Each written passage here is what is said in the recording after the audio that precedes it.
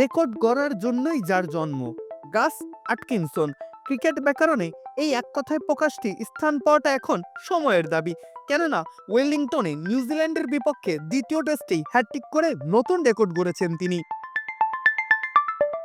Basin রিজার্ভে ইংল্যান্ডের প্রথম ইনিংসের 280 রানের জবাবে ব্যাটিংয়ে নেমে সুবিধা করতে পারেনি নিউজিল্যান্ড। ইংলিশ পেসারদের তোপের মুখে মাত্র 125 রানে গুটিয়ে যায় কিউইরা। হ্যাটট্রিক সহ 4 উইকেট তুলে নেন গাস আটকিনসন।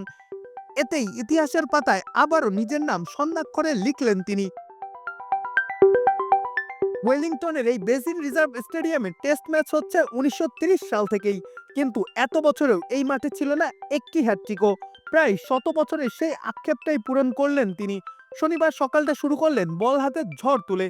ধুঁকতে থাকা নিউজিল্যান্ডের শেষ 3 উইকেট পরপর 3 বলে তুলে নিয়ে তাদের কপিনের শেষ পেরেকটা মারেন তিনি। লেবুর সুঘ্রাণ আরো বেশি, ত্বকের যত্ন আরো বেশি, চলে আরো বেশি। আপনার পকেটে কি বিদেশি না বাংলাদেশি? শুরুটা করলেন নাথান স্মিথের স্টাম্প উপড়ে ফেলে।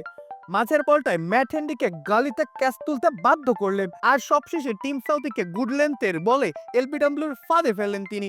এতেই দ্বিতীয় দিন শেষে পাহাড়সম লিডের পথে ইংলিশরা। দিন শেষ করেছে 533 রানে এগিয়ে থেকে। নিউজিল্যান্ডে হ্যাটট্রিক করা তৃতীয় পেসার তিনি। ক্রিকেটের রাজকীয় সংস্করণে হ্যাটট্রিক করা 15তম ইংলিশ বোলার বনে গেছেন তিনি। টেস্ট ক্রিকেটে তার যাত্রাটা মাত্র মাস পাঁচেকের।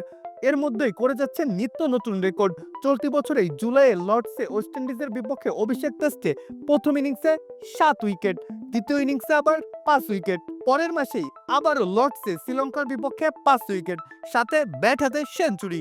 লর্ডসের অনার্স বোর্ডে ব্যাট ও বল হাতে দুইখানেই নিজের নাম লেখানোর বিরল রেকর্ড গড়লেন তিনি। মাত্র 10 টেস্টের ছোট্ট ক্যারিয়ারে ইতিমধ্যেই তুলে নিয়েছেন 47 উইকেট, গড়টা 23.46। গাস এখন মাঠে যে ঝড় তুলছেন, তার ক্যারিয়ার শেষে কত প্রতিপক্ষকে যে লন্ডভন্ড করবেন সেটি এখন ভাবনার বিষয়। গাছ যেন ক্রিকেট মাঠের ঘাসের মতোই, প্রথমে কমল, পরে শত্রুর পায়ের কাটার মতো। মাঠের প্রতিটি স্পেলে তার ঝলকানিটা ভবিষ্যতের রেকর্ডগুলো যেন থরথর করে কাঁপে। মাহফুজ আহমেদ, খেলা ৭১।